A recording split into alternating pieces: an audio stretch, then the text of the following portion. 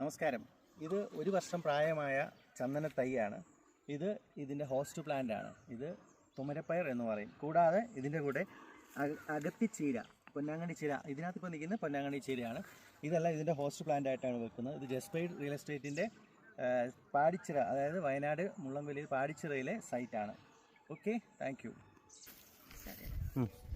ഇതുപോലെയുള്ള 20 ചന്ദനത്തൈയാണ് ഇവിടെ നമ്മൾ 5 സെന്റ് പ്ലോട്ടിൽ വെച്ച് പിടിപ്പിച്ചിരിക്കുന്നത്.